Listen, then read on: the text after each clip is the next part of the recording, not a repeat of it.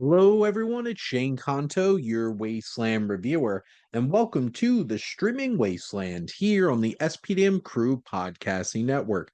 And this is my weekly show where I pick one streaming service and three previously released films off of it. And since it's coming out on Friday, hopefully you have a whole weekend full of movies to go check out. And we are highlighting the streaming service for cinephiles, the Criterion Channel. And I wanted to highlight a couple of films that I've specifically watched over the past couple months that are fresh and wanted to throw your way. So, we're going to get started first with 1975's documentary, Grey Gardens. And this is such a fascinating film from directors Ellen Hovde Albert, David Maisels, and Muffy Meyer. And this focuses on the mother-daughter combo of Edith Bouvier Beale and little Edie Bouvier Beale.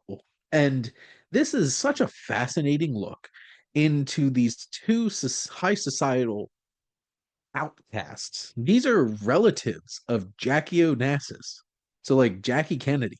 And they live in this like mausoleum run down old mansion.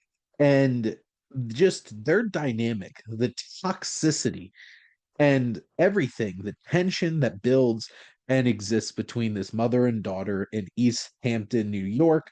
And it is such a fascinating peek. This is like reality TV before reality TV was a thing. And it's like even slightly labeled as a mockumentary, just so funny. This strange, weird pairing of mother daughter and the shenanigans that they get up to, like little Edie and she has a whole entire just this super patriotic dance number, which this really got onto my radar because they spoofed this in documentary now with Fred Armisen and Bill Hader playing the mother and the daughter, and it was pitch perfect. And they are two very challenging and very abrasive women, and their dynamic is so interesting and so compelling to watch. It's really hard to like look away from this wild dynamic. And it's one of those things where it's just like this is like the dark side of this like American Camelot, this big high society experience gone wrong. And it's a fascinating peek into this world and into this lifestyle. Next up, we're going to turn the clock back to 1944 with the comedic Who Done It from the legendary Michael Palin, Emmerich Pressburger. This is a Canterbury Tale. And this film stars Eric Portman, Shayla Sim, Dennis Price, and John Sweet. This film focuses on a three World War II era pilgrims investigate a bizarre crime in a small UK town while on their way to Canterbury. And this film is really a film of the first two acts and then what it shifts into in the third. It is very quaint and small and reserved, this first two-thirds of the film, as these three unexpected individuals, one of which is a woman who gets glued in her hair by a man in a uniform. And these three team up to try to figure out who it is. And it's a fun, charming, small town whodunit with the most organic and engaging characters you're going to find. And it is such a quaint little film. It captures the context, the greater context of this came out in 44, years of bombardment by the Nazis bombing Britain. And this is the type of film that people needed to this small scale who done it to track them from it. But also these characters needed it.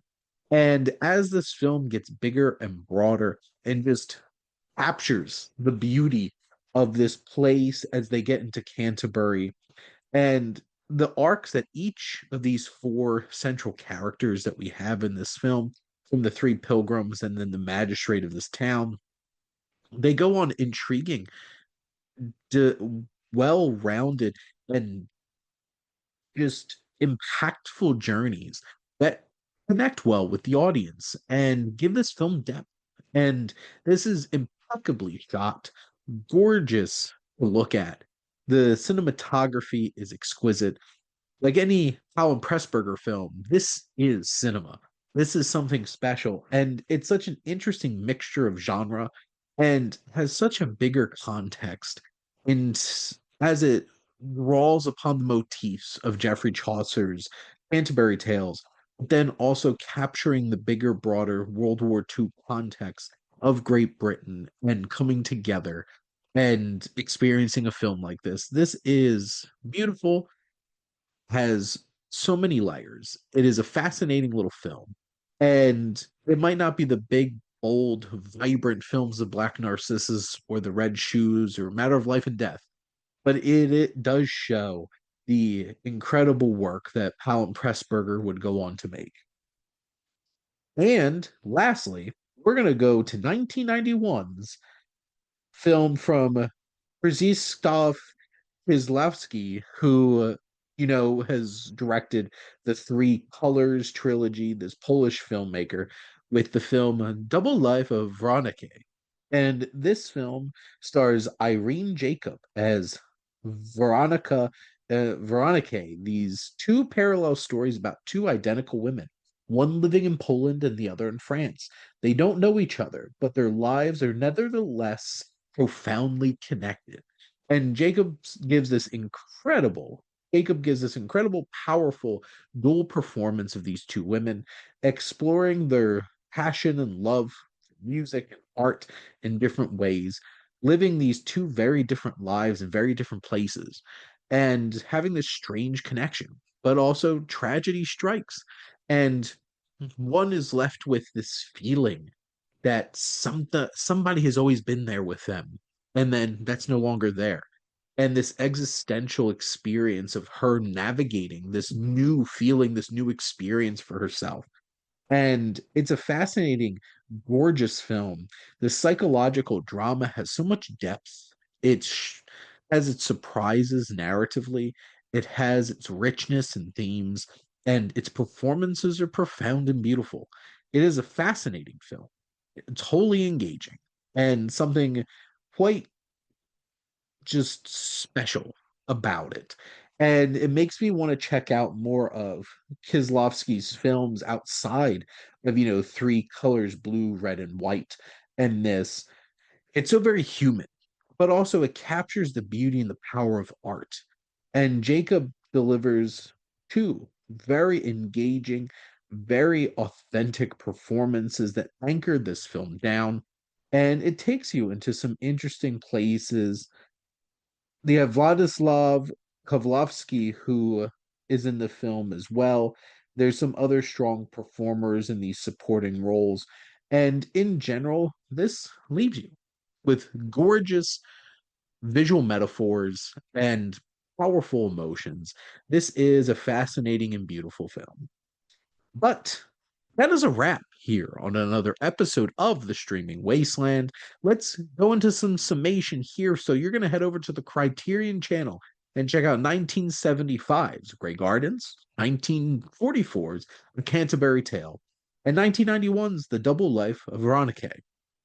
But thank you for listening. Make sure to like, comment, and share on this episode. What is your favorite classic documentary? What's your favorite Powell and Pressburger film? And lastly, what's your favorite bit of Polish cinema?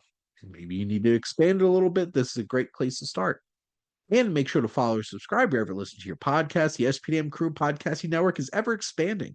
There's so many great shows with so many different interests, especially in film. So if you love movies, it's a place to go. But if you want to become part of the crew, whether you're a guest on one of these shows or you have an idea for your own podcast that you want to start, make sure to reach out to us on our website. If you like our logo, check out High Flyer Creative for all your digital marketing needs. But most importantly, thank you as always for tuning in and supporting the Streaming Wasteland here on the SPDM Crew Podcasting Network.